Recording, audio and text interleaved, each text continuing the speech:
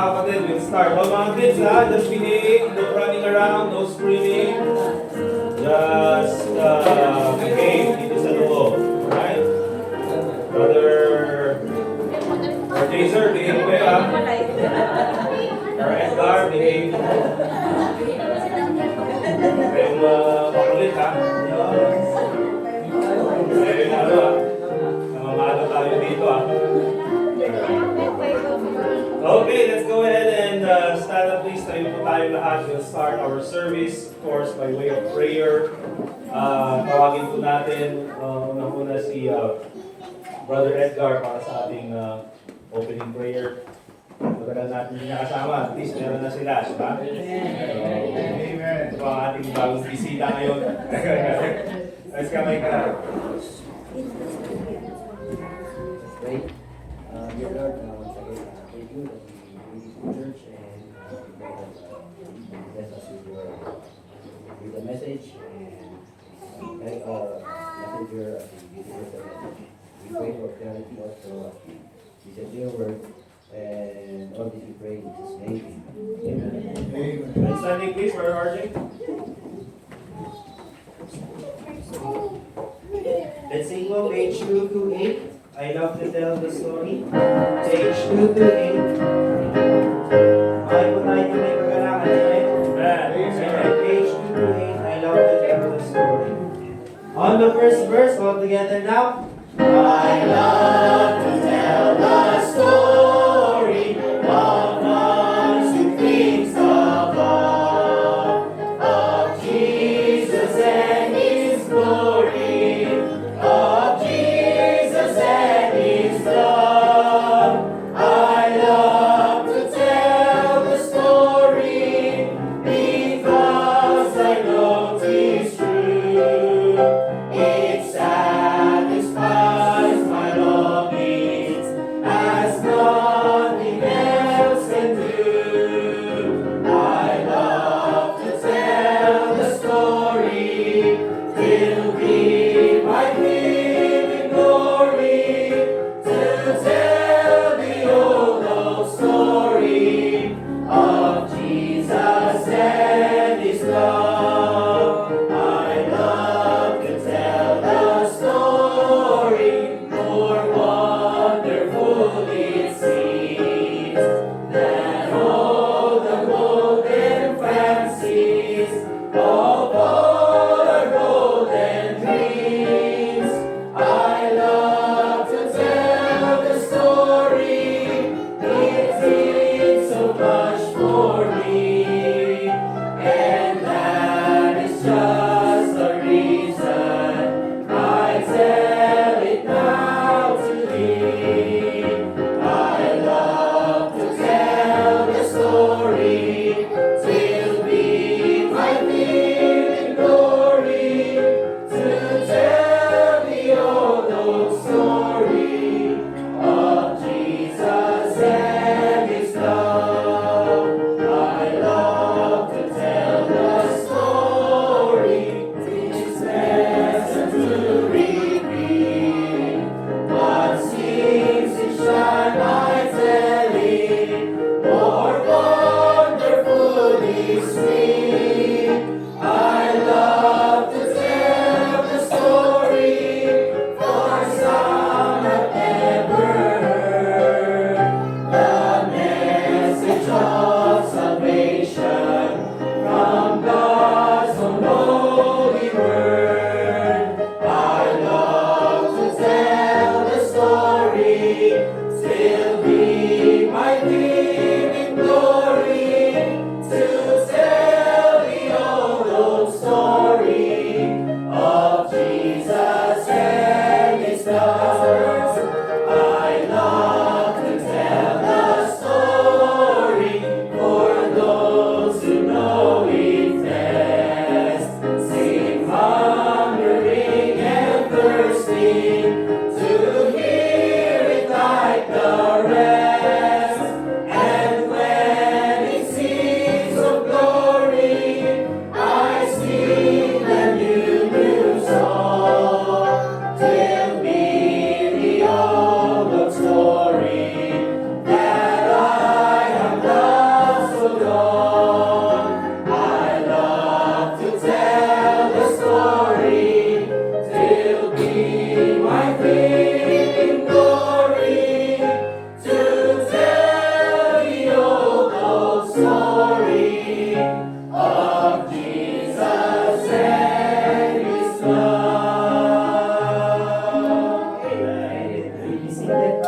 kapatid.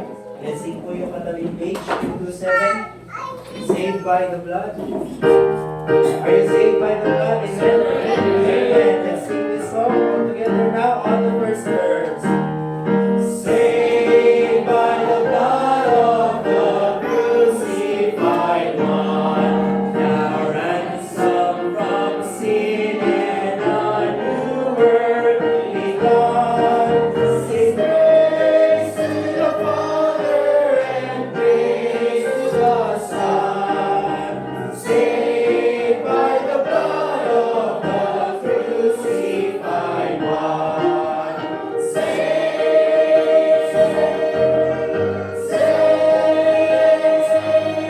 my sins are all pardoned, my guilt is all gone. Saved,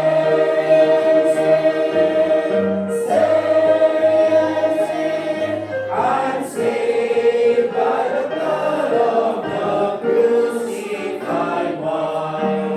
Saved by the blood of the crucified one.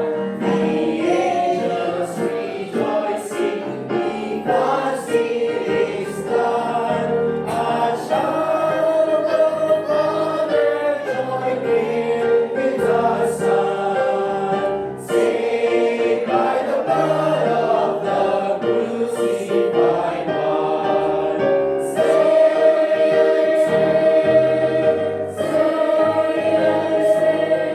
my sins are all pardoned, my guilt is all gone. Sorry, I'm saved. Sorry, I'm saved. I'm saved by the blood of the crucified one. Last verse. Saved by the blood of the crucified one. All hail to the Father, all hail to the Son, all hail to the Spirit, the great three in one. Saved by the blood of the crucified one. Saved,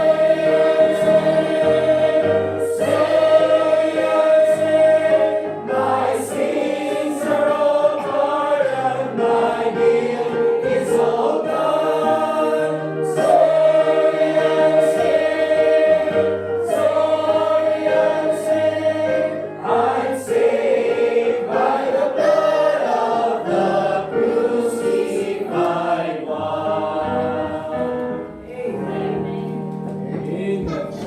Amen. Thank you, Brother RJ. Okay, so meron pa tayong church bulletin dyan. Kunin niyo po para mabigyan kayo ng, or makita niyo po yung mga announcements and prayer requests natin for this week. Okay?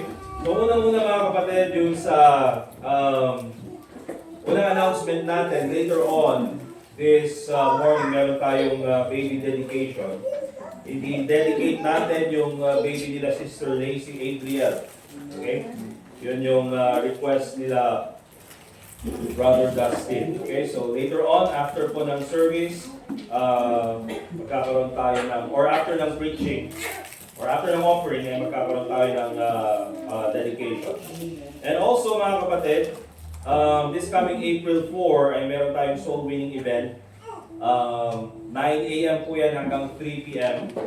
I'm thinking ng 3 different locations dun sa Burnham, sa probably Luacan and La Trinidad. So yun po yung mga pupuntahan natin for soul winning. So April 4 po yan, yan po yung sa bandang Holy Week, okay, Saturday. And so, kung wala naman kayong gagawin, let's just go ahead as a church and do soul winning. Meron pong food para sa mga mag-attend para po ma-enjoy natin yung fellowship and at the same time yung soul winning natin. Amen po ba mga kapatid? Amen. April 4 po yan ha. So kung wala kayong gagawin or even if meron kayong nakaschedule, let's make this a priority para lahat po tayo ay ma-involve. Okay? Also sa April 10, yun po yung ating Lord's Supper. Please be here. Friday po yan. Okay? Yan po yung Friday before ng ating anniversary. So please be here. Mag-Lord Supper tayo. Okay? It is, actually, this is more important kesa sa church anniversary. So please be here. It's our Lord Supper. And after that, kasi nga supper, kakain tayo. Kain natin maraming skyflakes. And of course, April 12, yan po yung ating church anniversary. Ang guest speaker natin is si Pastor Randy, galing sa main church. Okay? Kaya later on, meron tayong special offering for church anniversary. And then of course, after that, this afternoon, meron tayong soul winning after po nung ating service sa hapon. Ang preacher po natin this afternoon is si Brother Jazer. Amen? Alright, so kaya po, yung mga men dito sa church, they'll be preaching once in a while. The Brother RJ, the Brother Dustin, so that magkaroon sila ng training.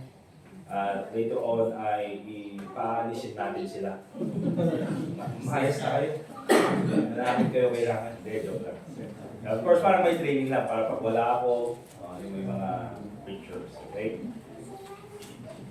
And of course, May 3 missions emphasis. We have a speaker coming from Pakistan.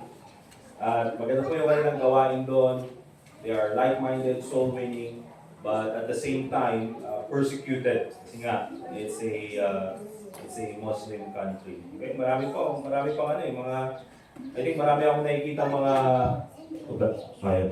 marami akong naririnig ng mga churches from dun sa Middle Earth, Middle East.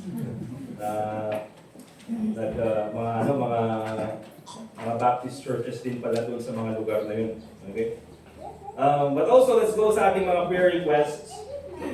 Let's continue to, by the way, itong church bulletin na to, sa Friday na mag-a-attend kayo, please dalhin nyo rin.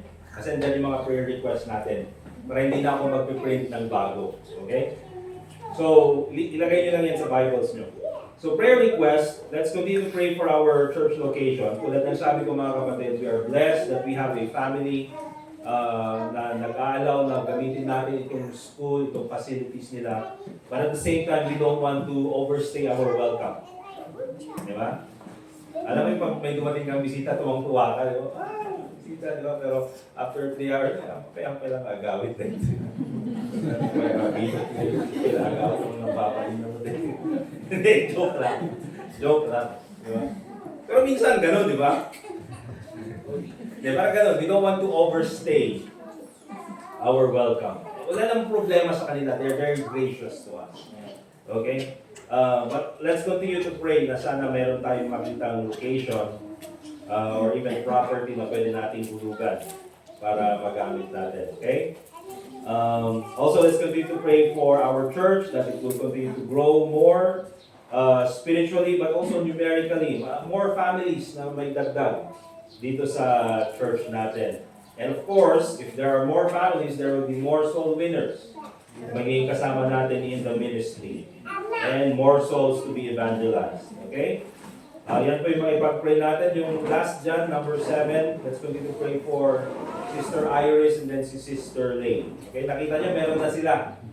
Di ba? Against all odds. Nakapunta sila dito. Kaya huwag niyong gawing rason nyo, mataas yung krudo. Hindi ko makabot ng church. Punta pa rin kayo. Alright. Okay, soul winning. Meron po bang, ito yung soul winning natin this week. Meron tayong 19 from Wednesday soul winning and then Saturday soul winning. Ang hindi ko na idagdag dito, sorry, is yung Sunday, last week. Last Sunday. Sino ba yung mga may na-witnessan nung Sunday na hindi na idagdag? Pakitaas yung kamay. Yes? One. Sino pa? Sino pa yung iba? Sis JC. Wala. Sino pa? Sino pa yung iba? Pero yung nagsabi sa akin, parang siyata. So, dagdag natin yun. So, 7. Okay? Dagdagan natin ng 7. Right? Okay. Celebrants for the month of March. Kantaan na natin ngayon si Sister Leanne. Okay? She did not only give birth, it's her birthday. Alright. And isama na natin si Trinity. Nasaan si Trinity? belated, March 10. And then si Dior sa March 24. Okay, kantahan na ba? Yung wedding anniversary, nakita nyo naman dyan mga kapatid. Nakalimutan kasi ni Sis Angel noon. Kaya, di ba? Vince, sino kakalimutan? Alright, kantahan natin yung mga birthday celebrants natin. Let's sing happy birthday! Happy birthday to you! Happy birthday to you! Happy birthday! Happy birthday! Happy birthday to you! Amen! Praise God sa buhay ng mga members na ito. Let us go ahead and have one more song. Oh, hindi. Ganito na lang. Pakinggan muna natin itong si Sister Rowena kasi nag-request na siya ay mag-special number. Next Sunday sana. Kaso kailangan na niyang umuwi bukas. So, pakantayin na natin ngayon. Kaya hindi ko alam kung nakapag-practice to. So, sige, mamaya na kayo. And then after that, si Brother Arjen. Mons!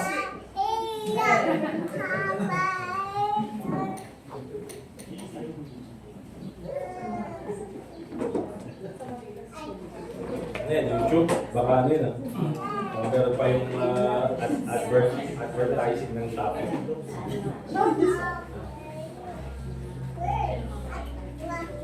Ay, baka.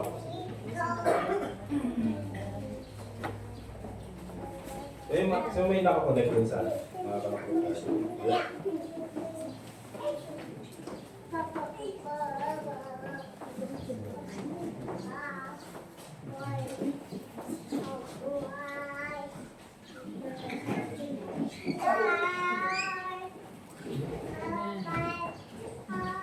Amen.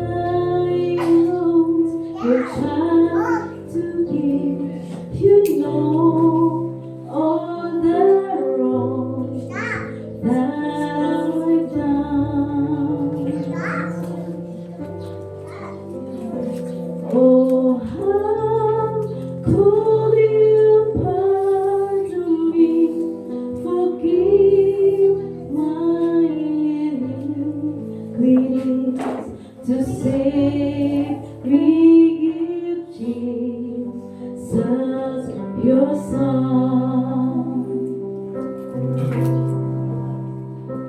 But Lord, help me be what you want me to be. Your word I will strive to obey.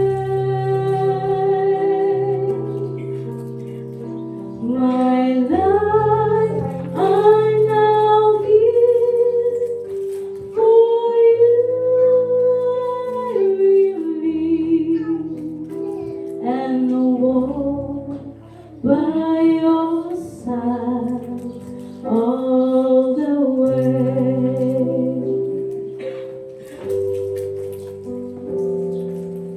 I am amazed to know that our God so great could love me so.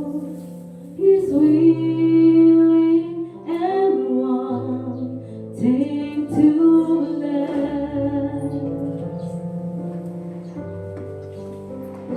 His love is so wonderful. His mercy so bountiful. I can't understand it, I confess. But Lord,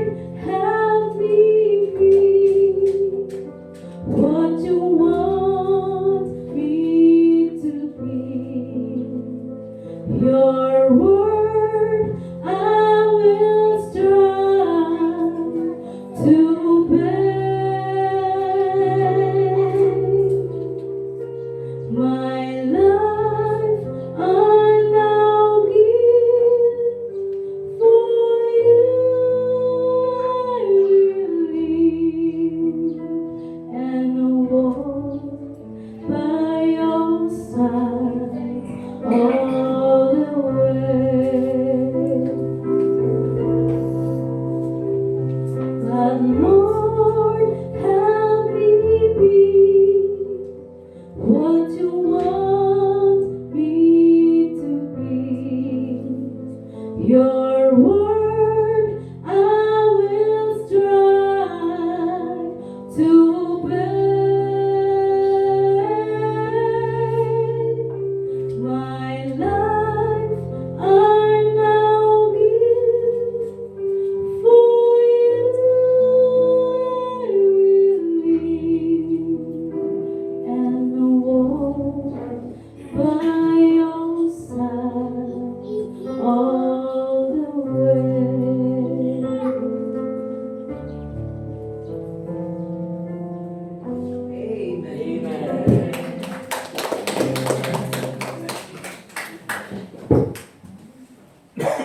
Go pala, Archie, sorry.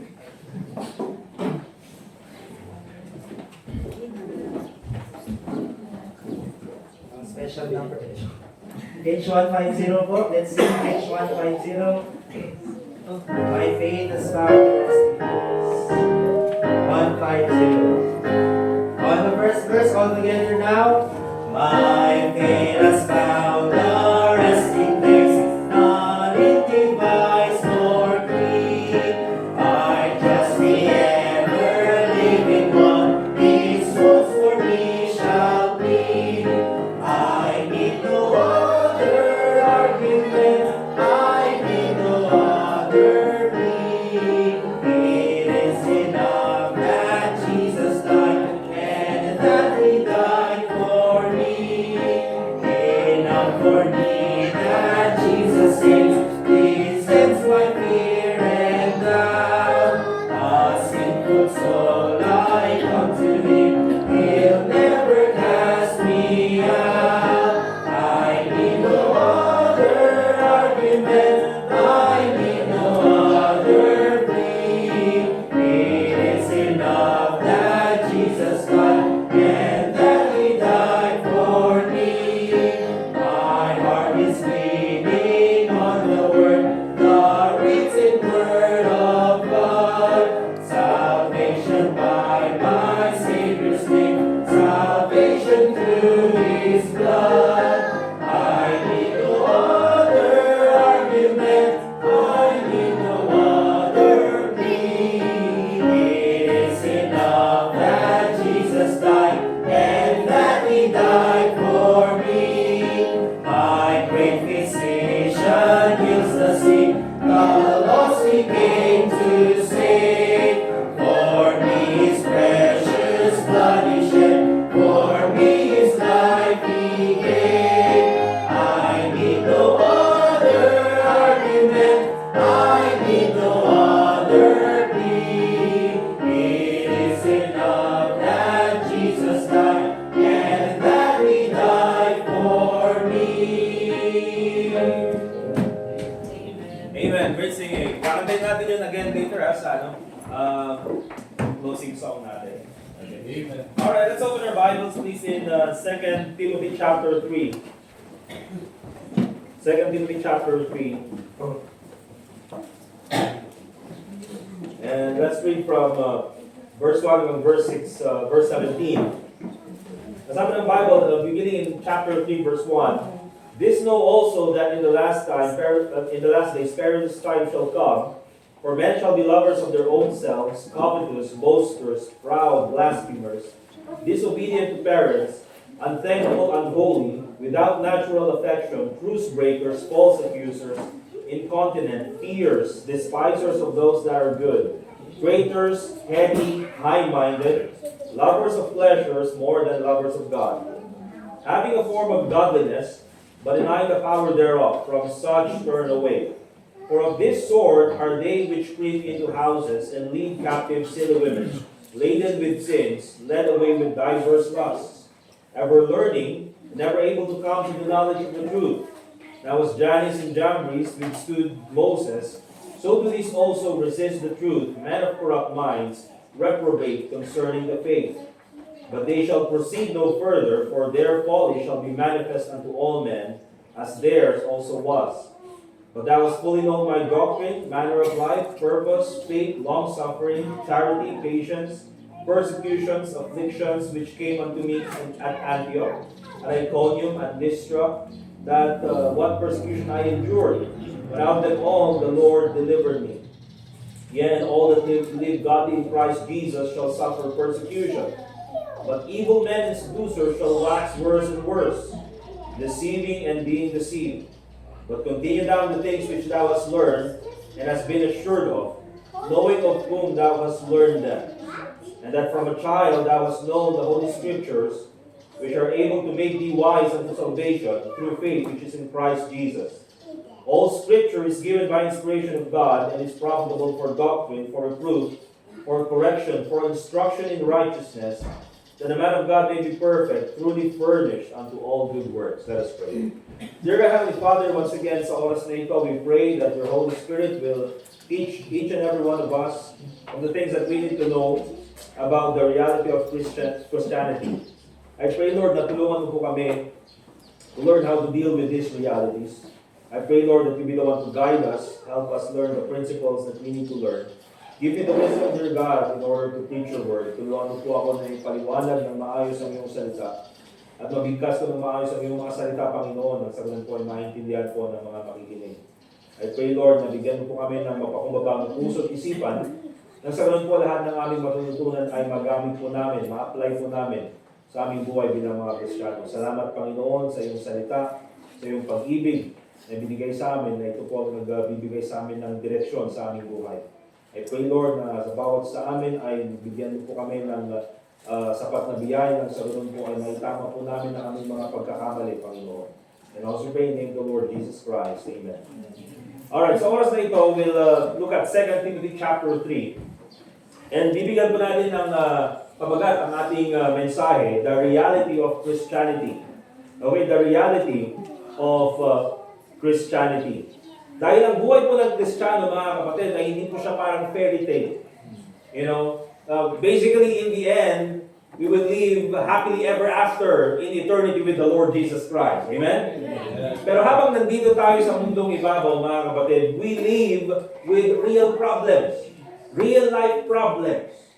Okay? Na totoo, mga kapatid, totoo na nandyan po ang biyaya ng Panginoon, nandyan po ang kapangyarihan ng Panginoon. Pero totoo rin po ang mga problemang pinagdaraanan ng bawat isang Kristiyano, bawat isang pamilya, at bawat isang church, bawat isang simbahan, bawat isang iglesia. Okay? Kaya po kahit sa mga Kristiyano, there are broken families. Okay? Between Christians, there are broken families. Hindi lang yan, meron po mga struggling marriages.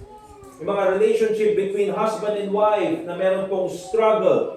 Okay? Huwag mo natin isipin na dahil Kristiyano tayo ay wala na tayong ganyang mga problema. No! The reality is, we live in a broken world. Meron po tayong mga broken families. There are struggling Christian marriages.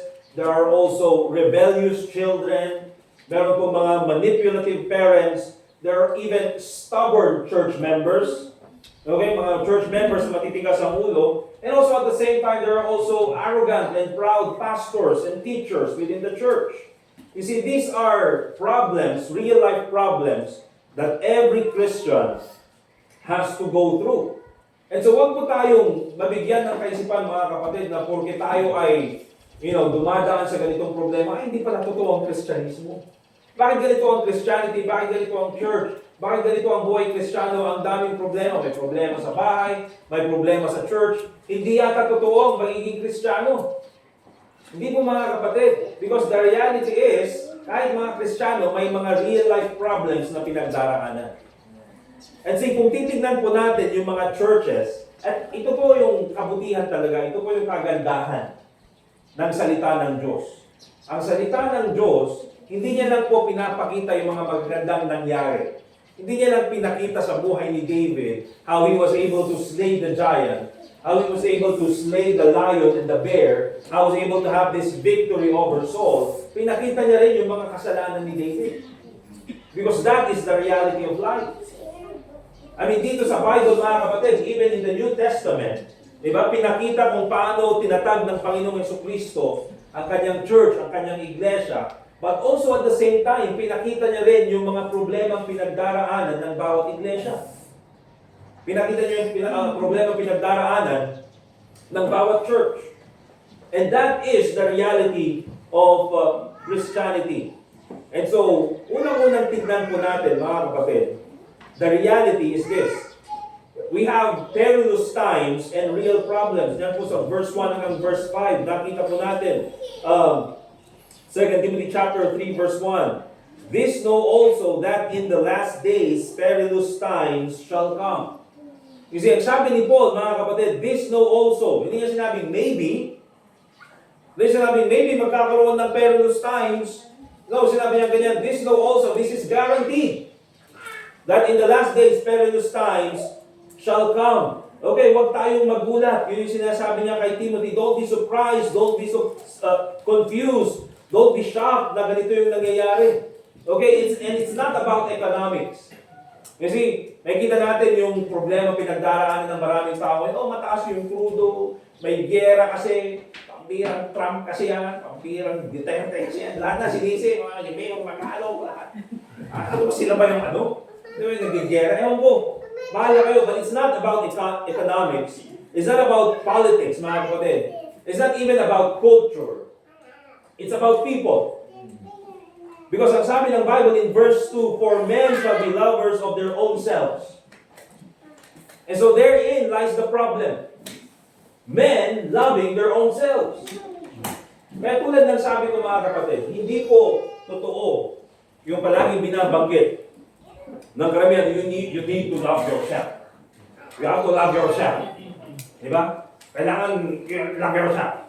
Diba? Yung loving your own self is mentioned dito sa Bible in a negative sense. Men shall be lovers of their own selves. And that is connected, sabi ni Apostle Paul kay Timothy, perilous times shall come. And what is the problem? Because men shall be lovers of their own selves. And basically, yan po yung root ng problema, mga kapatid. Marami pong kasalanan at maraming problemang pagdaraanan ang marami because inuuna nila ang sarili nila. You see, many homes are broken because people, inuna nila yung kanilang sarili. Oh, I deserve to be happy. Diba? I deserve to be happy. Hindi na ako masaya sa marriage na ito, and so I deserve to be happy, and so sumama sa iba or nagipagrelasyon sa iba. Bakit? Inuna yung sarili. Same is true, mga kapatid, when it comes to churches. Inuna yung sarili. Same is true when it comes to marriages. All of those things, the root is loving self. Okay? And also, hindi lang yan. Notice also in verse 5, where the Bible says, having a form of godliness, but denying the power thereof, from such turn away. You see, yung katotohanan talaga, and we'll talk about this later, that truly, sa kapanahonan natin, people like to have this, alam mo yun, yung parang fake image, fake appearance, na parang ang gusto nila is they want to show everyone na, oh, walang problema. You see? Oh, sa tahanan namin, walang problema. Or in our marriage, walang problema. Or in our church, walang problema.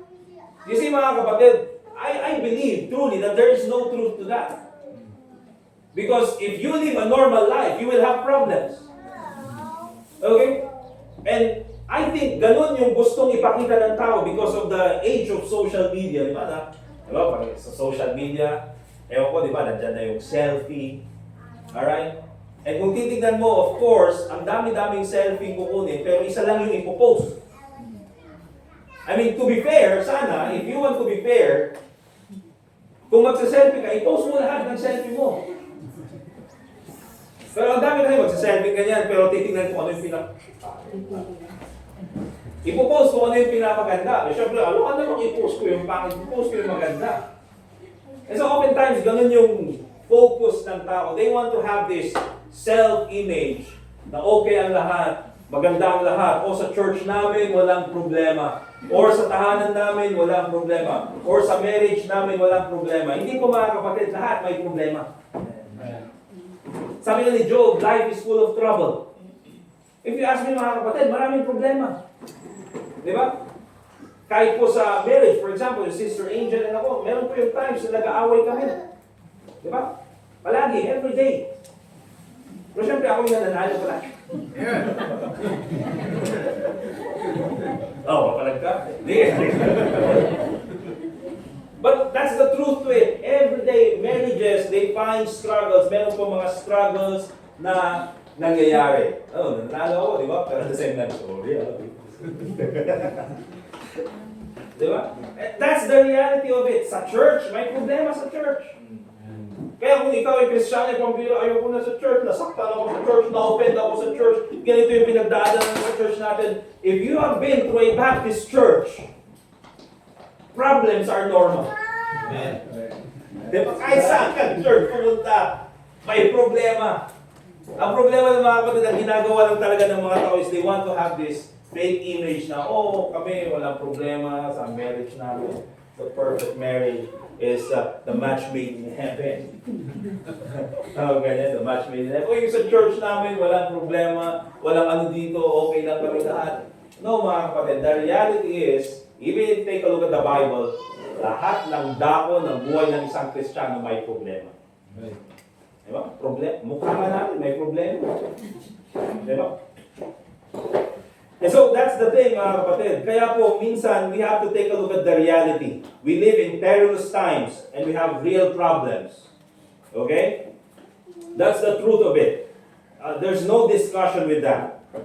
But also, let's take a look at the root. Nakita natin, it's loving self. Okay? And because people love self, let's take a look at verse 2 to verse 7. Titingnan po natin. What's the root of all these problems in Christianity? And so si Paul, mga kapatid, linista niya kung ano ba yung mga problema na ito. Unang-una, one of the roots of these problems, unang-una is our disobedience to the Word of God. Okay? Because when we disobey the Word of God, ang magiging product palagi niyan, mga kapatid, is spiritual destruction. Spiritual wreckage.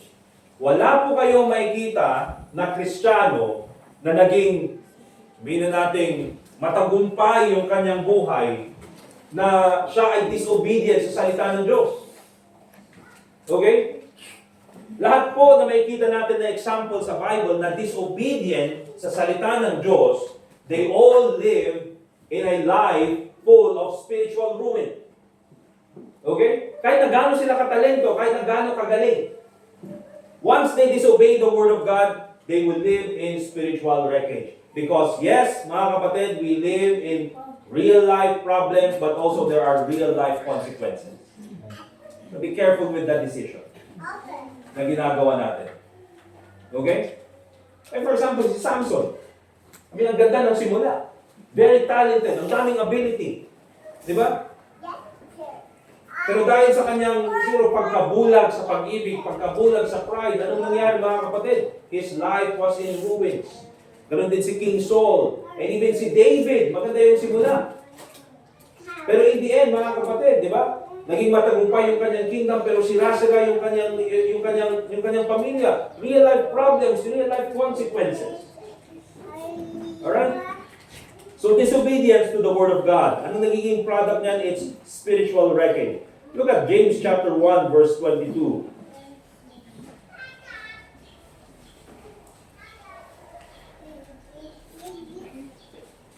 James chapter 1 and verse 22. And anong sabi ng Bible? But be ye doers of the word, and not hearers only, deceiving your own selves. Kasi mga kapatid, ang mga Kristiyano, especially sa panahon natin, okay? Ang mga Kristiyano po, hindi po sila uninformed. Okay? Probably they are misinformed. Mali yung turong napakinggan. But there is no excuse. Maraming mga Kristiyano, most of us, we are not uninformed because kahit saan ka pumunta, sa social media, sa Facebook, sa YouTube, meron kang makikita ang pangangaral ng salita ng Diyos. Meron kang makikita matinong preaching, recordings of the preaching of the Word of God. And hindi lang yan. Every day you have your Bible with you. Diba? So it's not a question about being uninformed, mga kapatid. The question is being disobedient. Yan po yung issue. Hindi po yung uninformed. It's about being disobedient. Kasi kahit nasabihin natin, oh, hindi ko siya on social media, hindi ko siya on Facebook. But you have your Bible na pwede mong basahin. You have your church where you can go to and attend and listen to the preaching of the Word of God. Okay? So ang nangyayari sa mga tao, mga kapatid, they know what to do, but they don't do it. At yan yung sinasabi ni Apostle, ni James, doon kanyang sinabi, be ye doers of the word and not hearers only, deceiving your own selves. Maraming Kristiyano, they are already satisfied into just listening to the Word of God. And that's good because you nakinig ka ng salita ng Diyos. But also, you need to apply what the Word of God says. Okay? Yan po yung kailangan natin maintindihan. Disobedience to the Word of God. Every time na tayo po ay magiging, mag-disobedience sa Tagalog. Ano na ko eh? Disobedient. Every time na tayo magiging disobedient sa salita ng Diyos, it always produces spiritual wreckage. Okay? But hindi lang yan. What's the root of this of these real life problems with real life consequences? There's disobedience to the Word of God. But also look at 2 Timothy chapter 3 verse 2.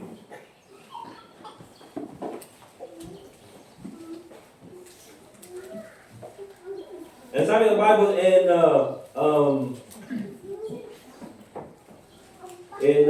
Timothy chapter 3 verse 2. Diba, one of the things na minention dyan ni Apostle Paul, that ano bang klaseng mga tao ang mga matatagpuan natin? Why is it perilous in the last days?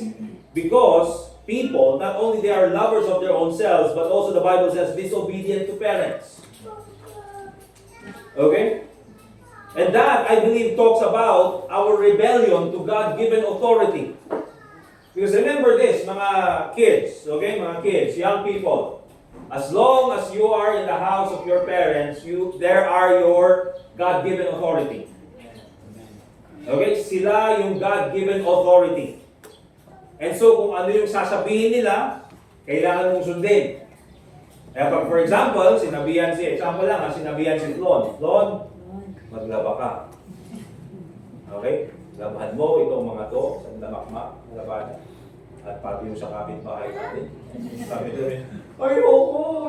Kailangan mong gawin dahil yun yung sabi ng parents. Because meron kang God-given authority.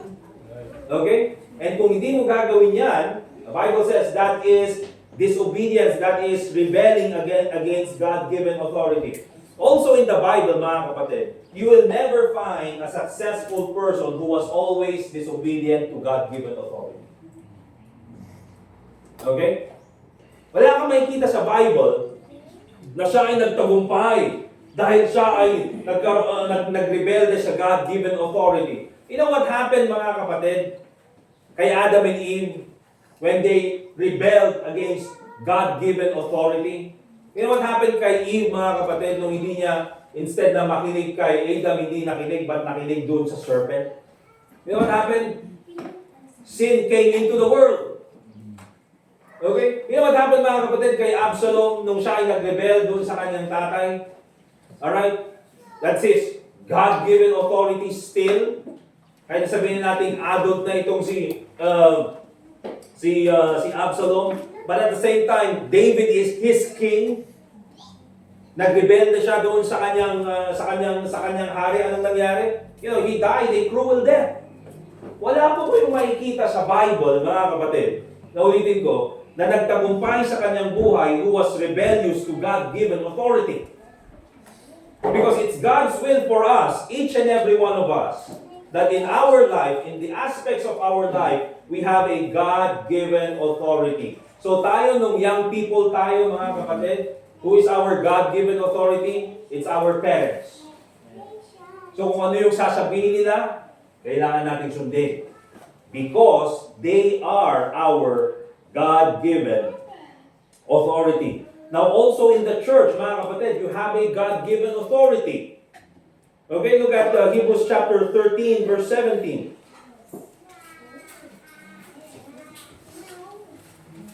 Hebrews chapter 13, verse 17. The Bible says, Hebrews chapter 13, verse 7, and obey them that have the rule over you, and submit yourselves. And the Bible says, for they watch for your souls. And nabanggit natin sa Sunday school, this verse is applicable to the church. This is not applicable to a company. Kaya hindi pwede, for example, meron kang business, sabi mo, oh, submit yourself. I watch over. Hindi, mga kapatid, there's only one organization sa balat ng lupa, one institution that watches over the souls of men, and that is the church. Okay? And kaya ang trabaho ko, mga kapatid, is to watch for your souls. Hindi pa yung kaligtasan nyo, ha? But I'm looking for the welfare ng mga each and every believer dito sa church. Kaya pag may nakita akong pamilya, medyo may lumalaking kasalanan sa church. Di ba? Medyo may lumalakas ang chismis doon. Mag-preach tayo against chismis. Bakit? I watch over your souls. Di ba? Kung may nakita ko na, pamilya, medyo may lumalaki doon na lumalaki yung mga sungay ng mga young people. Di ba? So I preach against sin. Because I watch for your souls. Eh so, wag naman si preacher, bakit palagi tayong nag-preach na lang against sa kasalanan? Hindi mo siya pwedeng mag-preach about sa ibang topic. Because here's the thing, mga kapatid. More than your finances, more than your, sabihin natin, physical welfare, I watch for your spiritual welfare. Okay? Yun po yung aking trabaho. Kaya sabi niyan, obey them that have the rule over you and submit yourselves. Bakit? For they watch for your souls. Kaya dito po sa church, mga kapatid, I am the God-given authority. Kaya kung ano po yung sasabihin ko, yun dapat yung masunod. Kahapon, nag-uusap ni Brother Dustin, and then nabanggit niya, mayroong isang pastor na nag-step down. And then sabi niya ganyan, of course, kung itong pastor na ito ay nag-step down, at sinasabi ko ito kasi inamin naman, di ba? And siya ay nakagawa nga ng kasalanan. So nasabi ni Brother Dustin, sinabi niya, binabalik ko yung pangalan niya para alam niya na yung galing sa akin. Brother Dustin pass. Diba? So sila, pinento niya nasa social media naman, kita ko naman yung mga post, diba? And so, sabi niya na nagkaroon daw ng, para daw hindi malaman ng buong congregation ng kasalanan, nagkaroon ng NDA, yung non-disclosure agreement. Diba? And you see, mga kapatid, that's an example ng sabihin na natin na ang isang church ay hindi pinapalakad ng isang pastor. Because why would there be a non-disclosure agreement sa loob ng church?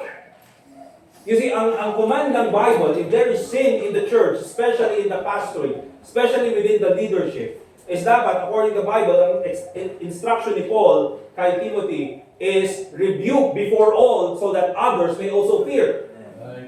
Kasi mga kapatid, mas mataas yung level ng accountability na nilagay sa pastor or sa preacher. For the members of the church, kung kayo ay nagkasala, if it's done privately, mga kapatid, at kayo ay humingi ng tawad doon sa taong nagawa nyo ng kasamaan, it doesn't have to go public. But if it's done public, mga kapatid, then you have to apologize dito. And the church will forgive you. Diba? Because yun po yung turo in Matthew chapter 18. But when it comes to the pastor, mga kapatid, pag yung pastor nakagawa ng kasalanan, ang sabi ni Paul kay Timothy, that sin must be rebuked before all, so that others may also fear. And that is talking about preachers. That is talking about pastors.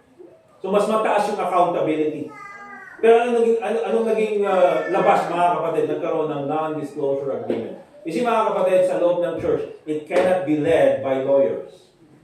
It cannot be led by parang NDA. A pastor should lead the church. So that ang masunod ay hindi po yung, ito yung sabi ng Constitution. Hindi po, mga kapatid. Ito yung sabi ng yung article, blah, blah, blah, blah, blah. Kaya, ang kailangan masunod sa church is yung salita ng Diyos. At ang magpapagubad ng salita ng Diyos is none other than the preacher, of course. Okay? And even po, mga kapatid, for in the marriage, meron pong God-given authority. Look at Ephesians chapter 5 and verse 22. Ephesians chapter 5, verse 22. Ang sabi ng Bible, wives, submit yourselves unto your own husbands as unto the Lord. Okay? Wives, submit yourselves unto your own husbands as unto the Lord. Remember this, mga kapatid. Doon sa mga wife, okay, doon sa mga may asawa, your God-given authority is your husband. Amen? Amen, Brother RJ. Yung husband ko, ano? O remember, mga wife, your God-given authority is your husband. Amen? At pabira. Ang mga wife, your God-given authority is your husband. Amen? Amen. Yan yung sabi ng Bible. Okay? Tulad ng sabi ko, you will never find a successful person in the Bible who was rebellious to God-given authority. Now, if you're a wife, you want to be successful as a wife, di ba? Then you need to submit to God-given authority, and that is your husband. Remember this, even po sa mga kababayan dito sa church, okay? That yes, in this church, I am the God-given authority. But in your home, your husband is the God-given authority. Okay? Bakit? Kasi yung husband mo is the one who will protect. Yung husband mo is the one who will provide. He's the one who will preside. He's the one who's going to lead in the household. At especially doon sa mga young people, your God-given authority ay hindi po si pastor. Ang God-given authority nyo is your parents. Your mom and dad. Okay? So huwag niyo pong kakalimutan yan. There should be no confusion. Kasi pag nagkaroon ng confusion, for example, doon sa bahay, yung bata, sabihin na natin, for example lang, yung bata, hindi niya sinusunod yung tatay, pero mas sinusunod yung pastor. Kanino siguro magagalit yung tatay? Magagalit sa pastor. Yung pastor. Di ba? So, there should be God-given authority and we should submit to God-given authority. If we do not, mga kapatid, real-life problems happen. Okay? Yan po yung nangyayari. But also, one of the root of these real-life problems is this. Yung lack of self-awareness. Okay? Yung pride na sinasabi, hindi ako yung problema. But sometimes we are not aware of ourselves.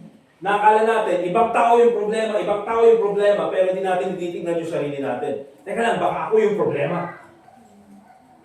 Diba?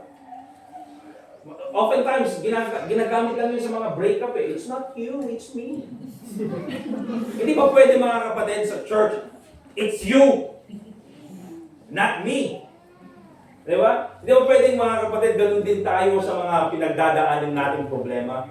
It's not you, it's me. Alright? Look at 1 Corinthians chapter 10, verse 12. Because one of the clearest signs of immaturity, one of the clearest signs na hindi tayo talaga spiritually mature is that we don't want to accept correction. Di ba yung sabi ng Proverbs? Yung fool, pagka kinurek mo siya, magagalit sa'yo. Pero yung wise, pagka kinurek mo siya, tatanggapin niya at mas lalong mamahalin ka pa niya. Alright? And so one of the clear signs of spiritual immaturity is yung ayaw natin makorek. Alright? And kahit na sabihin natin, minsan mga kapatid, even me, I need correction. Okay? And minsan sino magsasabi sa akin yan? Yung wife ko. Diba? Diba? Pakita niya sa akin, wow, tama. Diba? Ganun lang talaga yung gagawin ko nauna ka lang. Ganun yung sinasabi ko. Diba? But sometimes we need to look at ourselves also. The Bible says in 1 Corinthians chapter 10, verse 4, wherefore let him that thinketh he standeth take heed lest he fall. Pabayaan mo sila yung prone na mahulog sa kasalanan. Sila yung may problema. Ako wala akong problema. Kasi mga kapatid, that is pride. And when we think like that, when we think that way, delikado yan. Kasi later on, baka tayo na rin yung mahulog. Actually, dyan sa pag-iisip pa lang na yan, mga kapatid, nahulog ka na because that is pride. Okay? Kasi maraming Kristiyano, even po sa atin, nagkaroon tayo ng ugali na ang galing-galing natin mag-diagnose ng iba. Di ba? Parang dinadiagnose natin yung iba, oh, kasalanan ng asawa ko. Di ba? Oh, kasalanan ng parents ko.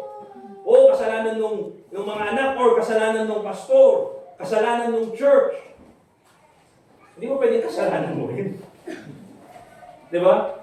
You have to see yourself. You see, that is not maturity, that is pride. And so kung ganyan po yung mga ginagawa natin, disobedient to the Word of God, rebellious to God-given authority, or also lack of self-awareness, you see, ano magiging result niya mga kapatid? More real-life problems. Because yes, Christianity, ganyan po ang buhay natin. There are real-life problems. There are real-life consequences. But you know what mga kapatid? There are also real-life solutions that God gives us. Okay? So, despite all of these things, what should be our response? Diba? Porque ba dahil meron tayong real-life problems sa church, sa pamamahay, sa marriage, in every aspect na tinitingnan natin, so what should be our response? Dapat ba tayong tumigil na lang, pambira, mali pala ang Christianity? O sige, lipat ka sa ibang religion, tingnan natin ang mangyari sa'yo. Okay? Or mag-backslide ka, tingnan natin, you will have worse. Okay? So what's our response? Look at 2 Timothy chapter 3, verse 11. And napakaganda nung example na ginamit ni Apostle Paul. Sinabi niya ganyan, yung mga pinagdaanan niya, persecutions, afflictions, which came unto me at Antioch, at Iconium, at Lystra. What persecutions I endured, but notice this, but out of them all, the Lord delivered me. See, nandyan pa rin mga kapatid, yung kabutihan ng Panginoon. Because ang pag-asa po natin, the solution to our problems is none other than the Lord Jesus Christ. Okay? The solution to our problems is none other than the Lord Jesus Christ. And also, if you take a look at verse 12, yea, and all that will live godly in Christ Jesus shall suffer persecution. So, don't think mga kapatid, na pag may problema ka, it means you did something wrong. There are also times that you have a problem because you did something good. Diba? Ikaw na kayo nag-soul winning, ikaw pa yung na-problem. Di ba, yung backslider na lang, di pwede i-replace, Panginoon, pwede ba yung backslider na lang? Di pwede mga kapatid eh. Hindi sila pa-persecute ng kaaway. Ay persecute ng kaaway yung may ginagawa sa Panginoon. And you ask the question why? Bakit kaya may mga problema sa church? One of the reasons why mga kapatid is because the church will be always under attack by the devil. You see, one of the reasons why sabihin natin, bakit kaya may mga problema pa rin sa marriage? Ginagawa naman namin ng maayos. Bakit there are problems that happen within the marriage? It's because here's the thing mga kapatid, the devil doesn't want to have you a successful marriage. Gusto niya sirain ang marriage mo. Because when you destroy the marriage, you destroy the family. Okay? Everything na ginagawa po natin, sometimes it's not only about us doing bad, sometimes when we do good, persecutions come. Yeah, all that will live godly in Christ Jesus shall suffer persecution. At hindi lang yan mga kapatid, the reality is this. It's gonna get worse. Look at verse 13. But evil men and seducers shall wax worse and worse, deceiving and being deceived. Pambira, palala ng palala ang mundo natin. Palala ng palala ang mga problema. Under attack by the devil. So what's the thing? Ano daw ang gagawin natin? In verse 14, si Apostle Paul gives this command, but continue thou. Diba?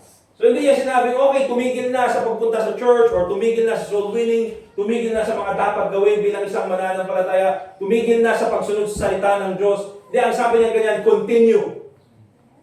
Yes, you have real life problems in your marriage, in your life, at home, at church.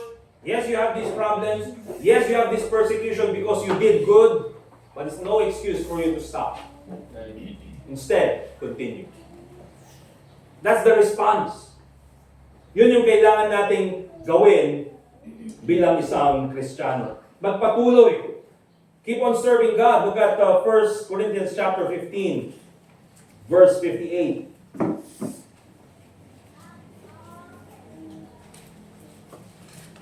Okay? 1 Corinthians chapter 15, verse 58. Ang sabi ng Bible, therefore, my beloved brethren, sabi niya, be steadfast. Okay? Huwag kang basta na lang natitinag. Unmovable.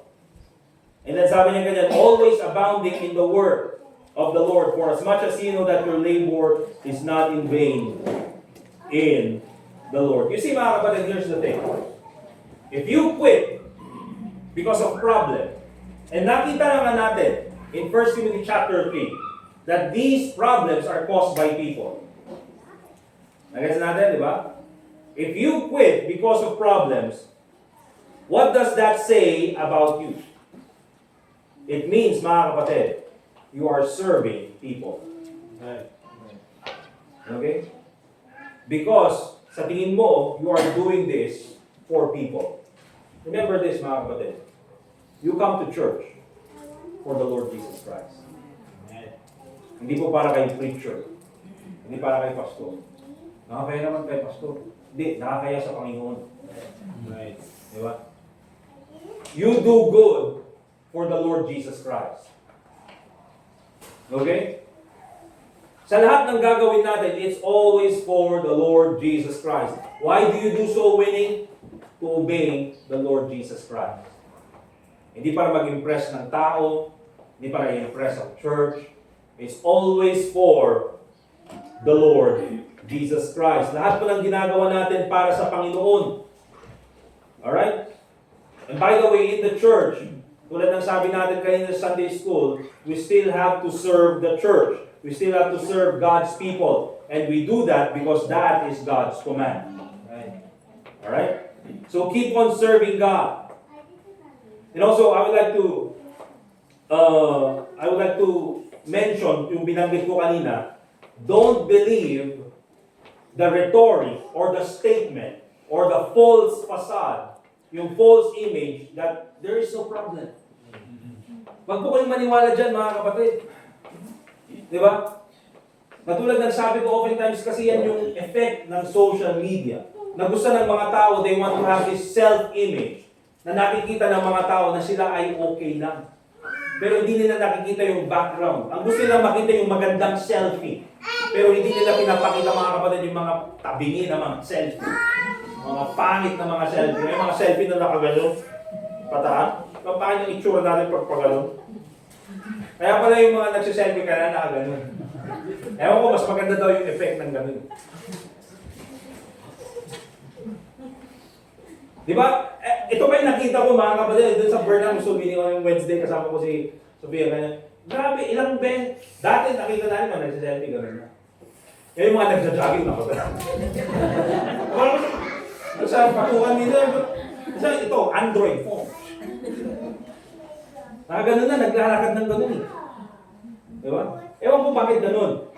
But, yun yung gustong ipakita ng mga tao. Like, everything is okay. Hindi po, mga kapatid. You see, yan po yung gustong ipakita ng iba. You see, but here's the thing. You know why? Some families, they truly don't have problems. You know why? Because they're hiding sin. Okay? Some families, they will think, oh, wala namang problema sa amin. Walang problema. Yes, because you allow everything. Because here's the thing, mga kapatid, for example, sa mga parents. And I understand it sa aking mga parents, di ba? Talagang, of course, yung anak, magagalit sa tatay. Bakit? Kasi pinipigilan ka ng tatay. Di ba? Pinipigilan ka na gumawa ng masama. Pinipigilan ka na gumawa ng kasalanan. And so, magkakaroon ng issue. Magkakaroon ng issue ng rebellion. Magkakaroon ng issue ng discipline. You know why? Because someone is trying to fix things. Kaya may problema. Because someone admitted that there is a problem and he has to fix that problem. Pero of course, if you're the kind of family, if you're the kind of parent na sabihin mo, sige, okay lang lahat. O gusto mo pakulay ng buhok na rainbow, fine, go ahead. Walang issue. Gusto mo patato ng ganyan, sige, bahala ka, no issue. Okay? Pero mga kapatid, baka magulat kayo, may tato ako. Kaya ilang beses akong tanggalin yung kamay ko muntik na. Buti na lang ginawa. Diba? Kaya mabilis ako tumakbo. But that's the thing mga kapatid. Alright? Maraming mga pamilya, they truly have problems. You look at every family. I mean, tanong nyo siya, walang problema. Really? Pag hahalungkatin mo na, talagang mag-utak ismoso ka na. Halungkatin mo lahat. Meron at merong problema. Okay? Hindi lang yan mga kapatid. Even in the church. Okay? Sasabihin nila yung church nila, wala kaming problema. You know why there's no problem? Because you tolerate sin. Okay? Wala talagang problema sa church if you tolerate sin. Pag okay lang lahat ng kasalanan pumasok sa church, okay lang, sige, talagang walang problema. But if you preach against sin, if you expose sin, and then if you put people into accountability, alright, na dapat, kung meron silang nagawang kasalanan, they have to be accountable with that, then there will be issues inside the church. If we want to keep the church pure, then there will be issues inside the church. Talagang may problema. Why? Because we want to keep the church pure. Okay? But if we will just pretend, mga kapatid, na walang problema, talagang walang problema. If we just accept sin, okay lang. Sige, ismoso ka, pambila, okay. Praise God for that. Tama. Hindi pwedeng ganun, mga kapatid. Okay? Ano ba? Some homes, sabihin nila, they have no problems because, of course, they have no standards. Because kung meron tayong standard, mga kapatid, dito sa church, for example, there will be conflict. If we have standards dito sa church, there will be conflict. Okay? And dito sa church, ano mga standards natin? Dapat King James. If you will come here, at sasabihin mo na, pwede bang gamamit ng ESV, pwede bang gamitin ko ito, you cannot be here because we use here King James Bible. Okay? And pupunta ka dito, you're a Calvinist, at sabihin mo, gusto mong ituro ito, gusto mo, you cannot be here, you cannot step foot. Diba? You cannot step foot. Ano ba yun? Across the gate. Off limits ka dito. But because that's not our doctrine. Alright? So there will be issues if there are standards. Ganun din sa family. Ganun din sa marriage, mga kapatid. Diba? If yung husband he will assert his authority over the wife, there will be issues. Okay? But that is God-given authority.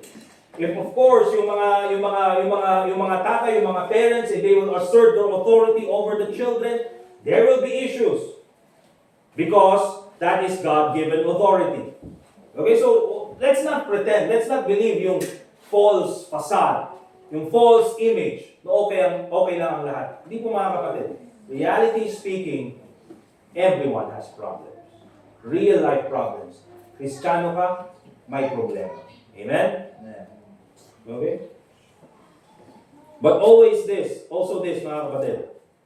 Notice by the way, Proverbs chapter 13 verse 24. Okay? That's why sa mga parents, it's always important, okay?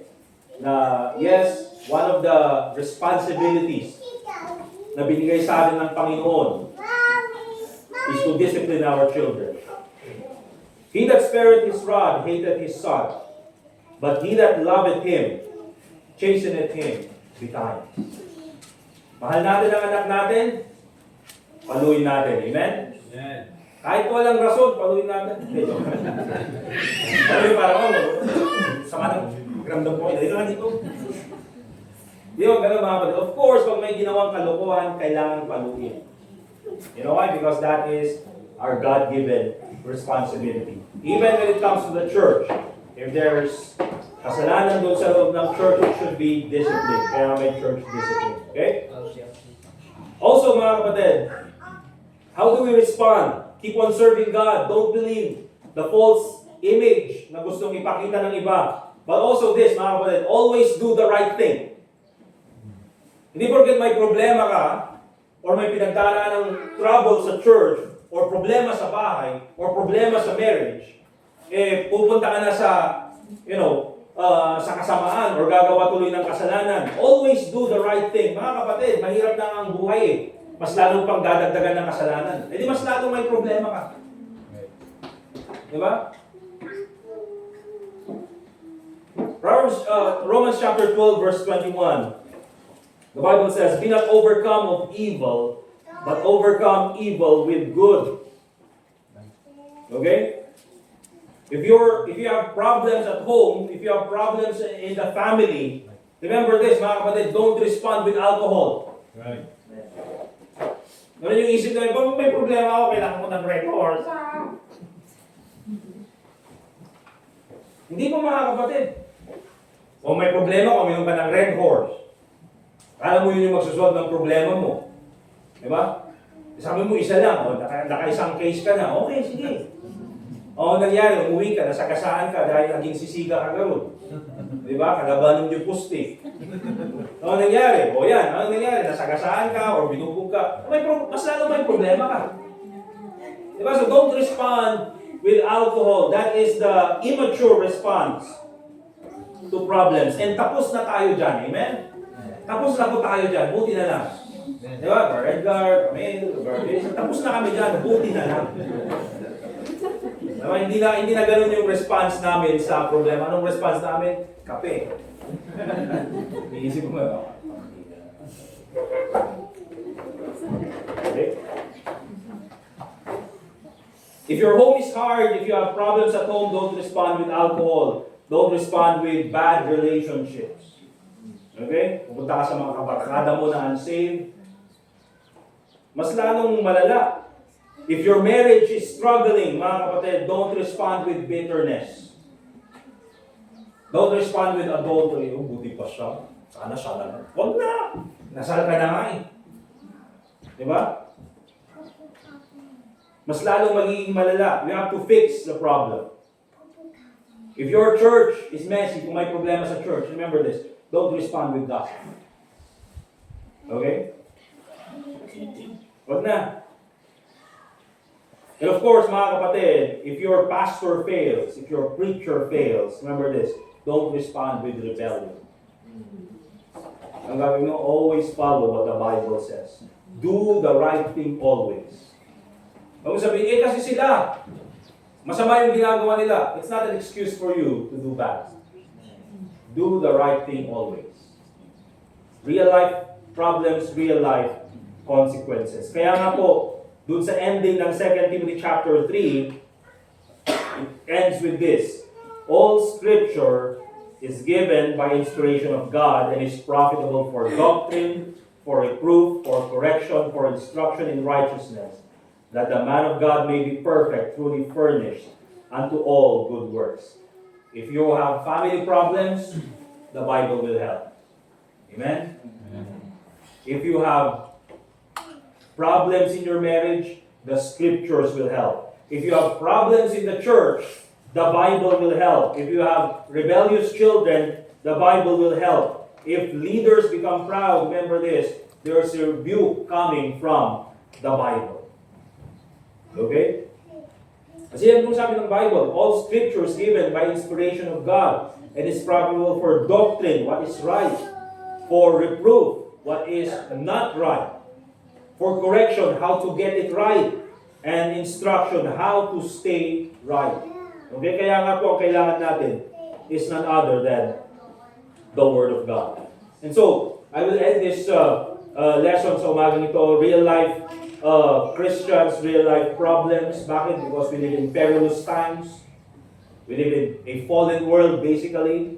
People are sinful, but the Christian response is to continue. Amen? The Christian response is to cleave to the scriptures. The Christian response is to do the right thing, is to continue serving God. Amen? So, that's the reality of Christianity. So, huwag tayong mabigla, ba't may problema dito? Kahit saan ka tumingin, may problema. But it's not an excuse for us to stop. We keep on serving. Amen? Dear God, Heavenly Father, once again, we thank you for this time na kami po ay nakapagdidig ng iyong salita. We thank you, dear Lord, for your love love towards us. Thank you po sa iyong salita na bibigay sa amin ng instruction. And though, Panginoon, marami po kaming mga problema pinagdaraanan sa buhay, sa iba't ibang aspeto po ng aming buhay, ikaw po sana, Panginoon, ang patuloy na magbigay sa amin ng courage and of course the steadfastness to continue serving you. Lord, I pray that you be the one to bless each and every one of us. I pray, Lord, that for every persecution na matatanggap ng bawat sa amin, ay ito po ay magbigay ng karangalan sa iyong pangalan. Lord, help us respond right when it comes to these real-life problems. And I pray, Lord, that your name be glorified in everything that we do. Also, as we pray for one another, ikaw po, Panginoon, ang makinig sa panalangin ng bawat isa. And also pray in the name of the Lord Jesus Christ. Let's continue to pray, mga kapatid. And also, if you have your prayer list with you, let's continue to pray for one another, for our prayer requests. But also, make a commitment this morning, mga kapatid, that we'll continue serving God despite all the real-life problems that we go through. Sige po.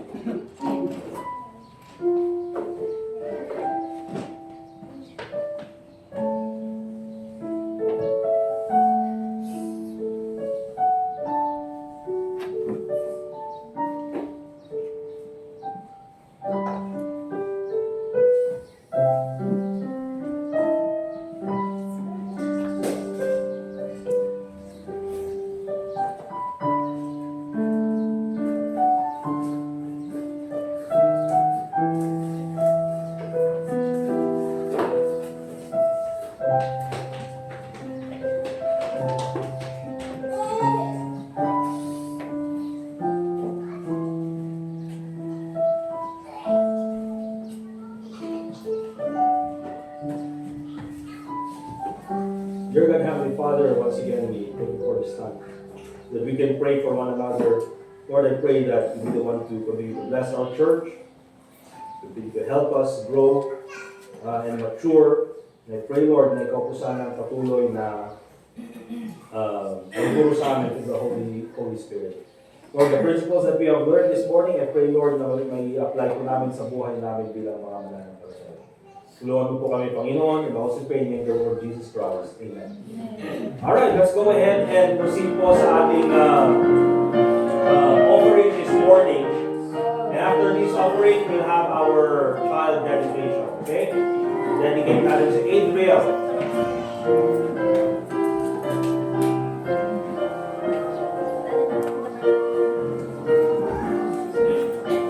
We'll ask si Brother Jaser, and then si Kenu, na sila ang kumuha doon sa ating offering this morning. Okay, and I'll go ahead and pray. Sige po, let's go ahead and pray as we prepare our offering. Once again, dear God, we thank you for this time. Lord, please bless the offering that we're about to give. I pray, Lord, na ito po ay magamit sa iyong kalulatian for the ministry, and of course, Lord, for the provision for your word. I pray, Lord, that you be the one to bless each and every giver, and for those na hindi ko makapagbigay ngayon, please bless them so that they will be able to join in the ministry of giving. Lord, I pray that you be the one to continue to bless the remainder of our service. Also pray in Jesus' name, amen. Okay, let's give our offerings now, brother.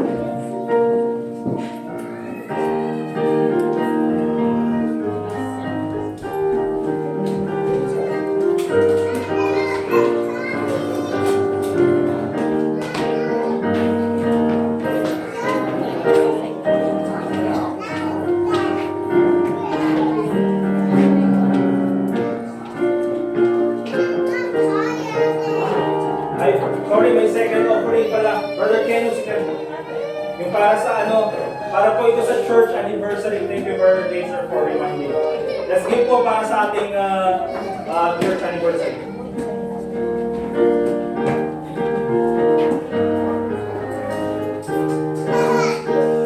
May mga extra na, may extra, please pangdagdag na, pambili ng magic sarang.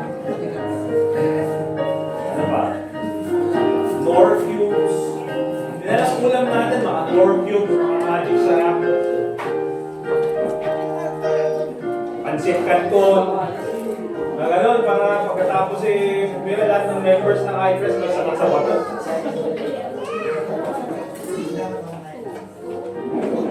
Alright, let's call on si Brother Dustin and then si Sister Lady dito sa harapan. Tawagin natin sila. At or pakitulungan na lang yung mga ano, pakibantayan yun si yan.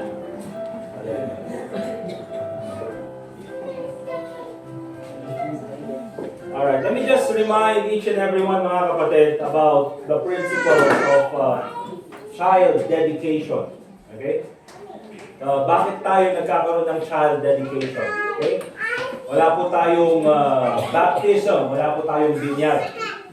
Okay? Although pwede natin gawin kung gusto nyo. Pero hindi natin ginagawa yan because it's unbiblical. Alright? What are the principles of child dedication? The Bible says in Proverbs chapter 22 verse 6, train up a child in the way he should go, and when he is old, he will not depart from it. The reason why meron tayong child dedication is because this is a commitment by the parents. Hindi po yung child. Okay? Si Adriel, andyan no, di ba? Oh? Wala pang kamuang-muang sa mundo. Ganun din ako, walang problema. Dito nyo, walang real life problems. Okay?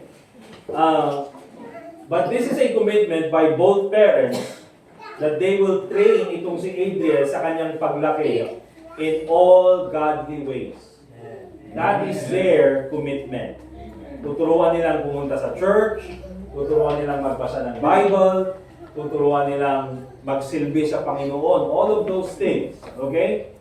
And so that is the principle ng child dedication. They are committing this child into God's care.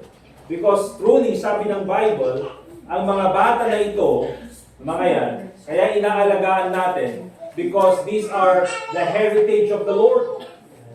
Binigay ng Panginoon sa atin, these are blessings from God. Kahit na minsan nakakagalit, minsan makulit, minsan, but these are blessings from God. Okay, so huwag po tayong magpapaniwala doon sa sinasabi ng mga tao na pagbira, pag maraming anak, maraming problema, di po mga kapatid, mas maraming blessings. Okay, these are blessings from the Lord. And because these came from God, ang masusunod po sa buhay nila is none other than the will of God. Naintindihan po? Ang kalooban po ng Panginoon ang masusunod sa buhay ng mga bata na ito. And so this is a following of the example of the Lord Jesus Christ when He was dedicated in the temple. Okay? So yun po yung nangyari kay Jesus Christ. So let me just give a charge, unang-una, to the parents and to the church. Okay? So parents, si Dustin, and then si Brother Dustin, and then Sister Lay. Do your best to raise up your child in the nurture and admonition of the Lord, to train your child in the ways of the Lord, and to commit your child in God's care. Okay? That is your responsibility as parents. And so wala po silang ginuwang sponsor. Okay? And that's fine. Okay? Wala, hindi naman kailangan ng ninong at ninang. Ang gagawin po natin this time is that the church will be the sponsor. So yung buong church na lang. Amen? Yeah. So bilang church, remember this. Do your best to regularly pray for this child. At hindi lang sa child na ito, but all the children dito sa church. For his parents. And also this, remember this, mga kapatid. Set an example of Christian living. Okay? Set an example of Christian living. And give every encouragement to the child to be a follower of Christ. Maganda po na tayo bilang members ng church, pag tinitingnan ng mga bata na ito, they will learn from us. May makita silang example sa atin. Okay? Hindi yung makita nila sa atin yung nag-yosi or gumagawa ng bisyo. Dapat makita nila sa atin, mga kapatid, yung mga mabubuting bagay. Okay? And since nandito na sa church, remember this church. Okay? Remember this. And ito pa yung ginagawa natin because we cannot separate the truth that these children, itong mga bata na ito, okay, they are part of the church. Okay? They are part of the church. Kaya, very important na alam po natin that we need to love these children or even this child as one of our own. And again, set an example of Christian living. Kaya also, I would say sa mga parents na mga nandito, wag po kayong, kahit na po nandito yung mga bata, pag makulit po sila at nandyan sila, pag pinagsabihan ko po sila, wag po kayong magagalit. Amen? Wala pong plano na paiyain yung mga bata. Hindi po yun yung ginagawa natin. Hindi ko po sila papaluin. Kayo mamalo. Diba? Pero pag pinagsabihan ko sila, it's not an intention na pahiyain yung mga bata. But we want them to learn also from the church. Okay? So that they will know how to behave in the house of God, which is the church of the living God, the pillar and ground of the truth. Amen? Okay? Ang pwede lang paluin dito sa mga adults. Joke lang. Alright, so yun po, tinawag ko pong mag-pray para sa bata na ito is si Brother Jazer, si Brother Larry, and then si Brother Hector. Okay, kasi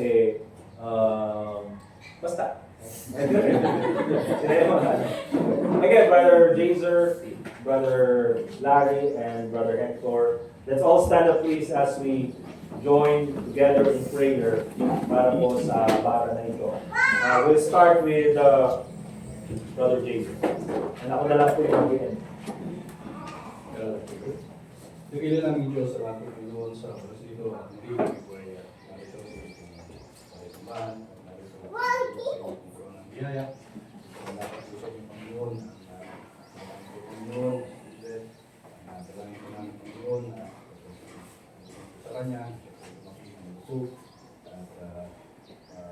lahat po sa inyong Panginoon at pinapanalangin po namin ang pamilya sa Lasting Panginoon sila lupayan Panginoon para po sa lapit ay lapit po nila na Panginoon sa inyo at turuan Panginoon na ayon sa inyong mga salita sa paglapit ay hindi po siya luloy Panginoon sa inyong pag-loob sa church o sa pag-loob ng kala sa bawat membro Panginoon na iglesia ito na kami po gamitin po ninyo Panginoon na maging katuwang sa pag-loob Panginoon sa parang ito Panginoon na sa kanyang paglapit mas lalo siyang papalapit at lumamahal sa iglesia na parang araw ay siya po mga sa inyo ang kanyang Panginoon sa inyo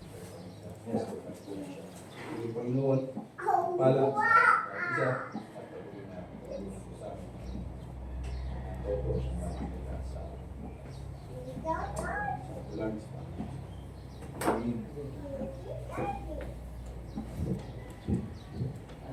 Thank you, kasama, iti dating gundaway na dati na i-dedicate na isang malagaga na sulado iti lakwanan da Brother Dustin, i-dedicate iti dating ubing at si kapatid at trabaho iti dating pamilya at kaman iti naganak na kakadinya isuruda kanya na iti gusto nga ipon iti panagkapon iti lansano iti kasama kadi iti dati nga mga dagat at kakadinya tumakon ay tunay na natunog na ayat na ragsak na gayaw at sulikin ka. Isyo ng kadilati nga pamilya, gamang iti nakapsat na iti nga mga dagat at agamo tumakon da iti silong mo. Kaya timati kami itawat ng kararating ka pinarag ka kong Jesus. Amen. Lord, thank you for the faithfulness and desire of Brother Dustin and May to bring her family to church. Thank you that we can be part of this dedication service. We pray for Israel to grow up in the nurture and admonition of the Lord. We pray for his parents, Brother Dustin, and Sister May, as they raise up their family in the principles of your word. We ask this in Christ's name. Amen. Alright mga kapatid, thank you very much. At least oh, napag-pray sa 3 language. Ayan. So, yan, Brother Dustin and Sister, congratulations. And ito yung maladaga. Ito baby yun, maladaga. Okay, pwede na ako po. Thank you so much. Alright, so let's go ahead. Sorry. Let's all stand up, please. Tawagin natin si Brother RJ and to lead us sa ating closing song. And then, ano na yung closing prayer? Yun ulit, yung kanina. Okay po, let's sing again. My faith has found a resting place. Page 150. Page 150. On the first verse, all together now. My faith has found a resting place, not in device nor creed. I trust the ever-living one, His word for me shall be. I need no other argument, I need no other plea. It is enough that Jesus died, and that He died for me. Enough for me that Jesus saves, this ends my fear and doubt. A sinful soul I come to Him, He'll never cast me out. I need no other argument, I need no other plea. It is enough that Jesus died, and that He died for me. My heart is leaning on the Word, the written Word of God. Salvation's by my Savior's name, salvation through His blood. I need no other argument, I need no other plea. It is enough that Jesus died, and that He died for me. My great physician heals the sick, the lost He came to save. For me His precious blood He shed, for me His life He gave. I need no other argument, I need no other plea. It is enough that Jesus died, and that He died for me.